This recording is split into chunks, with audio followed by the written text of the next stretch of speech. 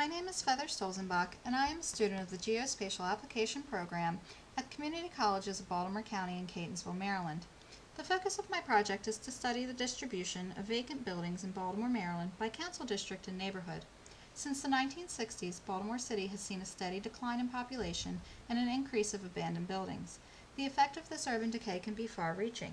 The visual impact of abandoned buildings often automatically labels an area as undesirable.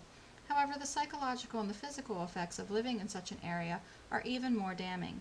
Such desolate properties attract many varieties of criminal activity, from arson to drug dealing to gang-related violence, which demoralize and destroy the community even further. Data for this project was obtained from the Baltimore City Department of Planning and is current from 2007.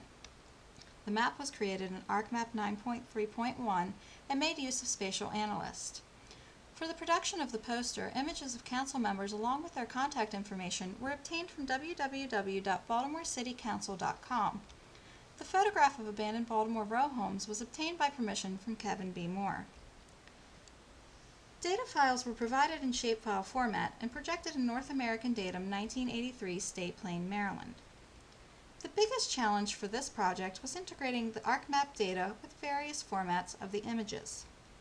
Spatial Analyst was used to determine the areas with the highest concentration of abandoned buildings. The Spatial Analyst point-to-density tool was used to create a raster layer from the vacant buildings point feature class. The point-to-density tool was used to create several layers of increasing and decreasing outpoint cell size and radius from the default settings to find the optimal presentation of the data. The first run of the point-to-density tool was set to an output cell size of 500 and a radius of 2000, and the resulting raster was heavily pixelated and lacked a defined flow. After several variations, the output cell size of 100 with a radius of 1500 showed the data in a more contiguous form. After completing the point-to-density transformation, clearly defined areas of abandonment became apparent in the overall map layout.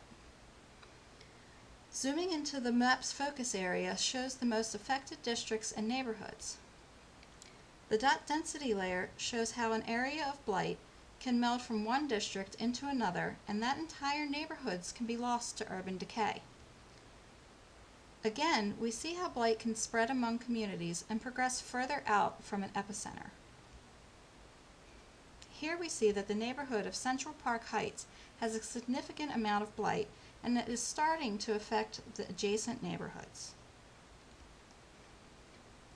Future analysis will include zoning and land use data to break down the abandoned buildings into residential, commercial, or industrial areas, and be further defined by congressional districts, hospital and school locations, as well as historical districts. There is no quick fix to urban decay, but there is a pronounced need to correct the adverse effects. Community involvement with your respective council members could produce an open and direct line of communication about concerns and possible solutions for blight in your neighborhood.